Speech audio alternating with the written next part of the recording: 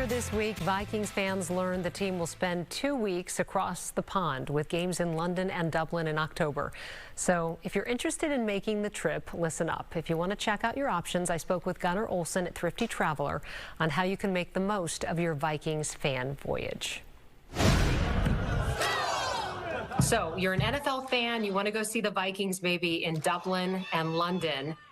You want to quickly get something on the books. Gunnar, what are your tips for booking an international flight, and what should people be thinking about? Right now, if you want to fly on that Minneapolis to Dublin nonstop route on either Aer Lingus or Delta, that's going to cost you about $1,700 round trip in the economy cabin.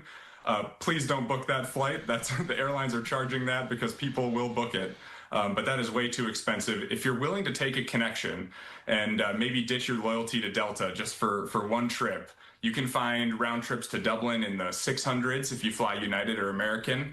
And then if you want to go to that London game, it's even cheaper. We're seeing round trips in the 500s to London right now. So maybe if you wanted to go see both or just go see the London game, London is where you're going to find the best fares. Is there a trick to maybe flying in close by to another major airport and then getting a puddle jumper or renting a car? But you're exactly right, Kelcey. I think looking at a city nearby in Europe. Europe is very small, and we kind of forget that over here in the States. But once you get to Europe, the travel in between those European cities is very short and very cheap.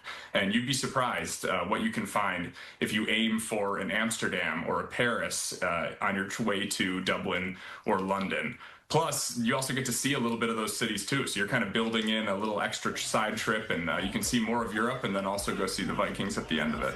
What would you suggest if you want to plan a vacation around one of these games, the best days of the week to book a flight and best time maybe to fly out so that you can take full advantage of your vacation days while you're there? Contrary to popular belief, there's no best day to book flights, but there are definitely the best days to fly in order to get the best deal. So if you fly on a Tuesday, a Wednesday, or a Saturday, those are the 3 days of the week where you're most likely to get the best deals. Tuesday and Wednesday for sure. So especially if you're going for a game that's on a Sunday, kind of a Tuesday to Tuesday or a Wednesday to Wednesday trip is actually really nice too. It gives you some time to maybe get over your jet lag and to see some other sites in and around Ireland and England. So I would recommend booking Tuesday to Tuesday or Wednesday to Wednesday.